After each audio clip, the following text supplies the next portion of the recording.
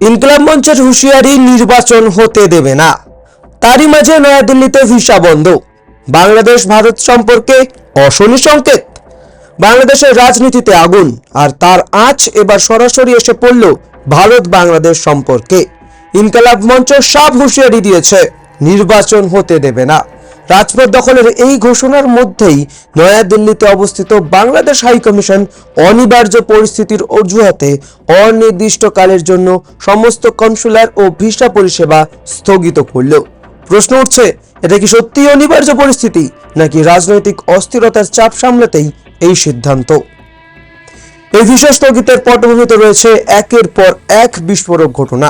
বাংলাদেশের সংখ্যালঘু হিন্দু যুবক দীপ্য চন্দ্র দাসের নৃশংস হত্যাকাণ্ড, তার জেরে ভারতীয় প্রতিবাদ, আর সেই প্রতিবাদকে ঘিরে ঢাকায় কড়া প্রতিক্রিয়া।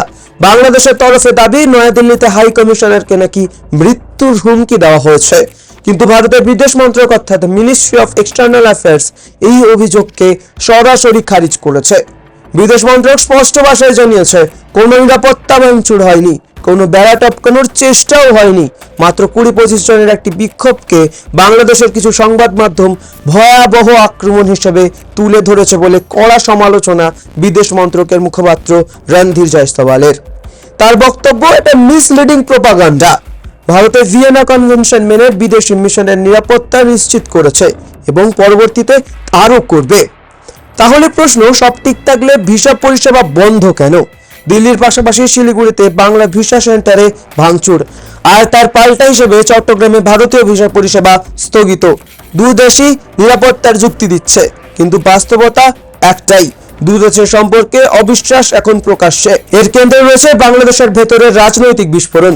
যুবনেতা শরীফ উসমান হাদির মৃত্যুর পর সহিংস রাজনীতি, সংখ্যালঘু নির্যাতনের অভিযোগ, আর এখন ইনকলাব মঞ্চের ঘোষণা নির্বাচনই হবে না।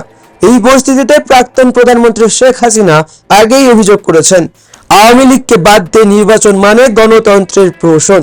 ফলে ভিসা বন্ধের খবরটা আর আলাদা করে দেখা হচ্ছে না, যা হয়ে উঠেছে এক বৃহত্তর সংকেতের অংশ। আজ নির্বাচন বানচালের হুমকি, ভিসা স্থগিত।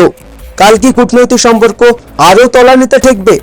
বাংলাদেশের এই অস্থিরতা কি শুধু অভ্যন্তরীণ রাজনৈতিক সংকট, নাকি ভারতের সীমান্ত নিরাপত্তা ও আঞ্চলিক স্থিতিশীলতার জন্য এক বড় অশনি সংকেত? এই প্রশ্নটাই এখন দিল্লির টেবিলে সবচেয়ে জোরালো। টাইমস নাও খবর।